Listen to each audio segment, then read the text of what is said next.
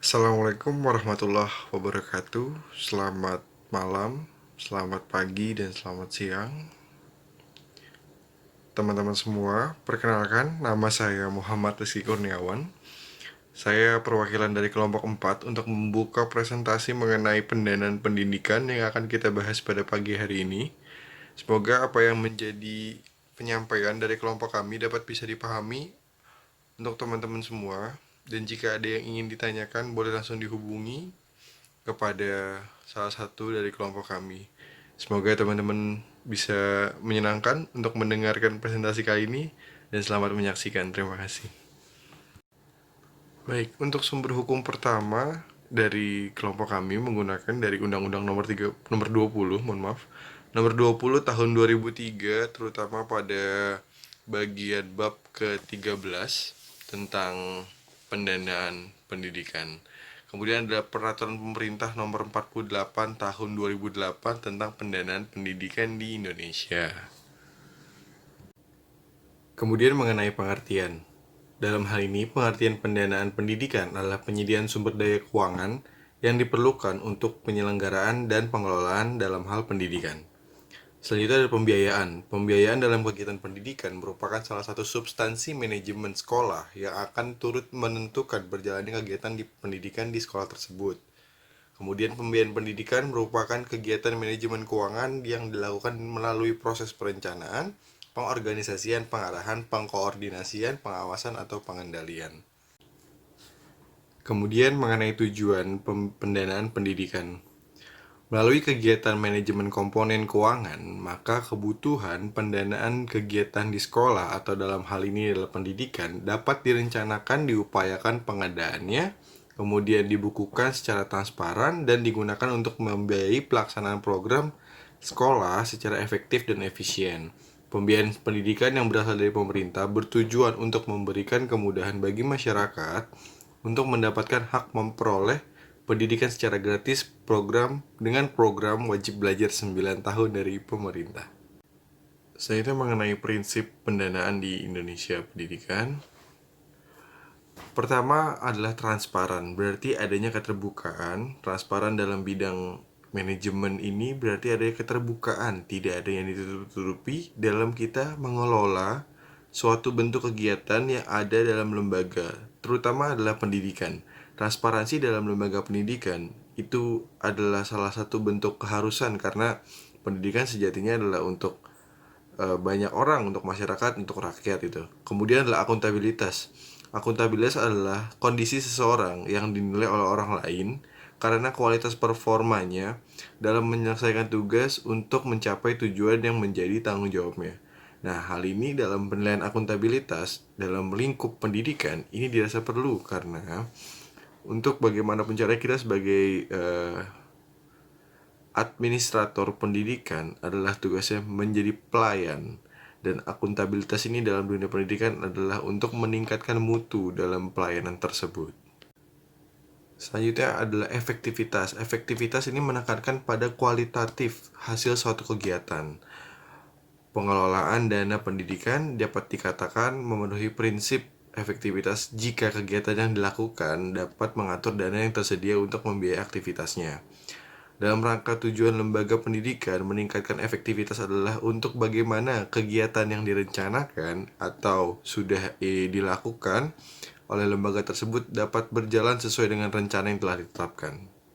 Kemudian selanjutnya adalah standar pembiayaan pendidikan. Standar pembiayaan pendidikan mencakup persyaratan minimal tentang biaya satuan pendidikan, prosedur dan mekanisme yang ada di dalamnya adalah pengelolaan, pengalokasian, akuntabilitas, penggunaan biaya pendidikan. Yang pertama adalah biaya investasi. Biaya investasi adalah biaya penyelenggaraan pendidikan yang sifatnya lebih permanen dan jangka waktunya itu 1 tahun, pada umumnya berupa sarana ataupun prasarana yang ditujukan untuk pengembangan sumber daya manusia, kemudian juga modal kerja tetap. Kemudian yang kedua adalah biaya operasional, adalah biaya pendidikan yang harus dikeluarkan oleh peserta didik untuk bisa mengikuti proses kegiatan belajar mengajar di sekolah tersebut. Kemudian ada biaya operasi, dan adalah biaya yang diperlukan sekolah untuk menunjang proses pembelajaran sehingga mampu menunjang proses belajar mengajar sesuai dengan yang diharapkan. Warahmatullahi wabarakatuh. Perkenalkan, nama saya Permina Solianggen. Saya akan menjelaskan sumber pendanaan pendidikan. Sumber pendanaan pendidikan merupakan ada dua, pemerintah pusat dan pemerintah daerah. Pemerintah pusat membantu keuangan sekolah melalui beberapa cara, antara lain mencakup yang berikut, yaitu hibah atau grant dan dana bantuan biaya operasional kepada sekolah, membayar gaji guru, membantu sekolah untuk mengadakan proyek, penggalangan dana dengan menyediakan bantuan teknis termasuk bahan dan perlengkapan, serta ikut pendanaan pembangunan dan rehabilitasi bangunan sekolah. Pemerintah juga melakukan kontribusi tidak langsung kepada sekolah. Dan yang kedua, pemerintah daerah. Pemerintah daerah bertanggung jawab untuk membangun sekolah, membayar gaji guru, menyediakan sarana fisik, fasilitas ruang kelas, dan peralatan kantor sekolah dengan dana yang berasal dari APBD dan APBN. Dan yang berikut, orang tua beserta didik merupakan kontribusi yang merupakan kontribusi orang tua, kemungkinan keharusan, karena pemerintah belum mampu untuk memadai seluruh kebutuhan dasar dana sekolah. Cara orang tua kontribusi kemungkinan mencakup yang berikut, yaitu ada tiga. Yang pertama, membayar biaya pendidikan yang ditentukan secara resmi, memberikan kontribusi kepada komite sekolah. Yang terakhir, membayar sumbangan untuk membangun fasilitasi tertentu. Dan yang berikut, kegiatan pendanaan pendidikan, penyusunan anggaran, budgeting atau penyusunan anggaran merupakan langkah-langkah untuk merealisasikan rencana yang telah disusun. Pembukuan accounting atau meliputi dua hal, yaitu pertama, mengurusi dan menentukan kebijakan dalam menerima dan mengeluarkan uang, dan yang kedua adalah menerima, menyimpan, dan mengeluarkan uang. Pemeriksaan atau auditing. Pemeriksaan adalah semua kegiatan yang menyangkut pertanggungjawaban, penerimaan, penyimpanan, dan pembayaran atau penyerahan uang yang dilakukan pendaharaan kepada Badan Pemeriksaan Keuangan atau BPK. Dan yang berikut yaitu tanggung jawab pendidikan atau tanggung jawab pendanaan. Pendanaan pendidikan menjadi tanggung jawab bersama antara pemerintah daerah dan masyarakat. Pemerintah dan pemerintah daerah yang bertanggung jawab menyediakan anggaran pendidikan sebagaimana diatur dalam Pasal 31 ayat 4 Undang-Undang Dasar Negara Republik Indonesia tahun 1945 dan ketentuan mengenai tanggung jawab pendanaan pendidikan sebagaimana yang dimaksud dalam ayat 1 dan ayat 2 diatur lebih lanjut dengan peraturan pemerintah. Dan bagian kedua, sumber pendanaan pendidikan. Sumber pendanaan pendidikan ditentukan berdasarkan prinsip keadilan atau kenyataan atau secara merata, cukup dan keberlanjutan. Pemerintah daerah dan masyarakat mengarahkan sumber daya yang ada sesuai dengan peraturan berundang-undang yang berlaku. Yang ketiga, pengelolaan pendidikan. Pengelolaan dana pendidikan berdasarkan harus dengan pada prinsip keadilan, efisiensi, dan transparansi serta akuntabilitas publik. Nah, hal ini dimaknai dengan akhirnya publik itu merasa terpercaya dengan apa yang diberikan oleh pihak atau lembaga pendidikan seperti sekolah. Bersifat harus dengan karena untuk memberikan tanggung jawab kepada penyelenggara dan donatur sebagai pembiayaan utama dalam pendidikan ini. Bagian keempat yaitu pengalokasian dana pendidikan.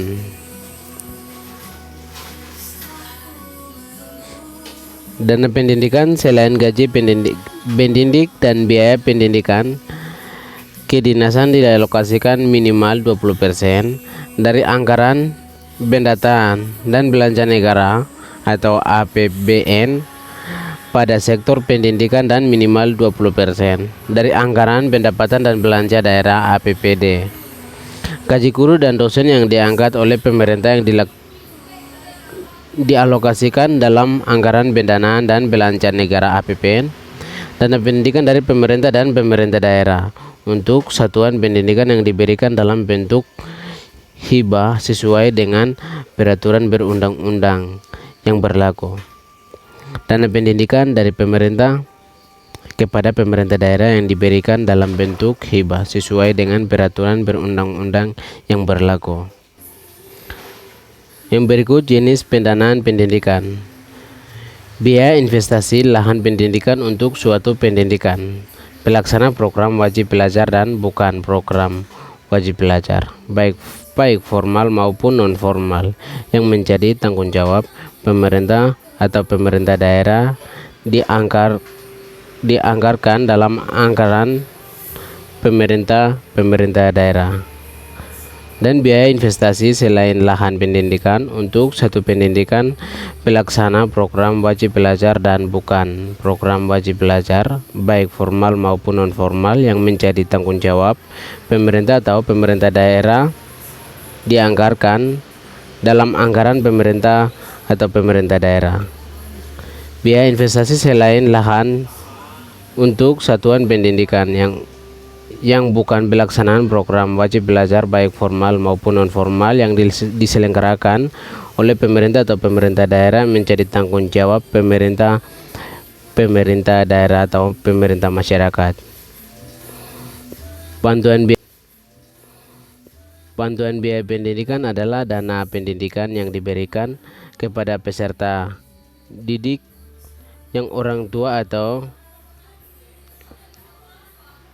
walinya tidak mampu membiayai pendidikan, berupa pemerintah daerah sesuai kewenangan memberi bantuan biaya pendidikan atau beasiswa kepada peserta didik yang orang tua atau wali tidak mampu membiayai pendidikannya.